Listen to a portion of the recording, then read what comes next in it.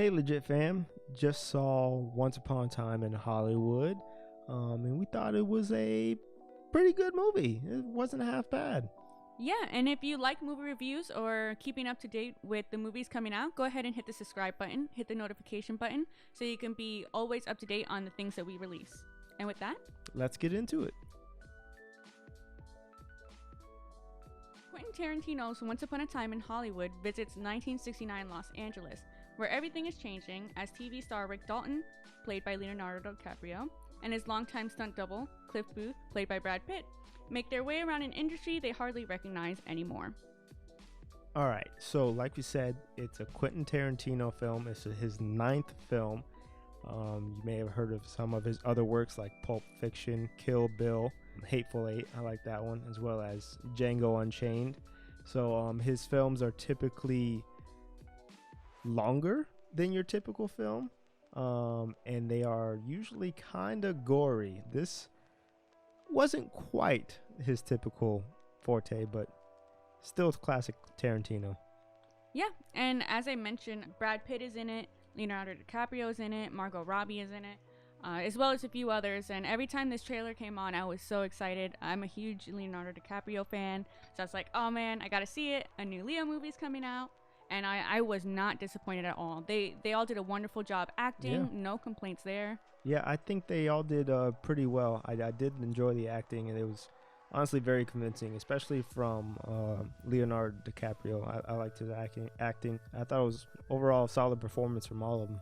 I will say, though, in my opinion, the storyline that Leo's character, Rick Dawson, it did, for me, slug a little bit. It was a lengthy movie. It ran 2 hours and 45 minutes, and I did decide to take a bathroom break during one of his scenes because I knew it was one of his scenes and I didn't care too much for his character arc. But his scenes weren't disappointing in the least. Just out of the three characters was the least compelling for me.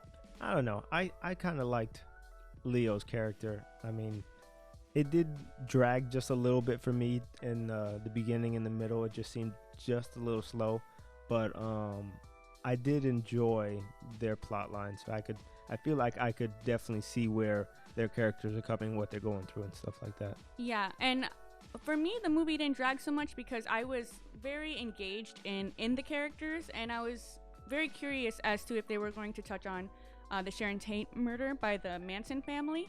So oftentimes as scenes were happening, I was trying to see if I can mentally connect the dots and like, oh, this is this person, or me kind of knowing the end of her story, kind of feeling sad, like, oh, she gets murdered. So yeah, I was very engulfed in that storyline, and not that that's a spoiler in any way, that's history. Yeah, so when I watched this movie, I had a general understanding of how Sharon Tate related to the Manson family, but I didn't have a very good one. So I think my movie experience might have been altered a little bit if I would have known more about the Manson family and how they related to Sharon Tate. But ultimately, the movie is really fun. Throughout, since it is a period piece, they cut between like shows and movies, Yeah, as if they were made in that time period, and it was very entertaining to switch back between the plot and then to see Leonardo acting as an actor in that film. So it was very fun. yeah, and you'll see a lot of some of Tarantino's classic stuff, like I said before, the way that he cuts through films, the storyline and everything like that, and how he connects them. He's got a lot of distinct shooting styles, so that definitely plays in this movie. And though it was a long movie, I think the ending makes it all worth it. I'm not going to spoil it in any way, but the ending was an emotional roller coaster, to say the least. At one point, and the audience, not just me, we were laughing, we were shocked, we were cringing. At one point, me and a few other people started clapping. Yeah, you're one of those people. I'm usually not, but I was just into the moment. I was that person feeling all of the emotions. Like, I was like knees to chest, hands on forehead, going, oh my god. So it does get gory towards the end. Most of the movie isn't gory, but just if you are squeamish, be prepared for that. But overall, I love the movie. It was good, and if you guys want to hear us talk more about it, with some spoilers and whatnot, we are going to be doing a longer version of this that we're going to be releasing sometime after this one. Should be a lot more in-depth conversation as to what's going on, what we thought about the movie. Filled with spoilers, so we're gonna give you a few days to go ahead and see the movie so you can react along with us.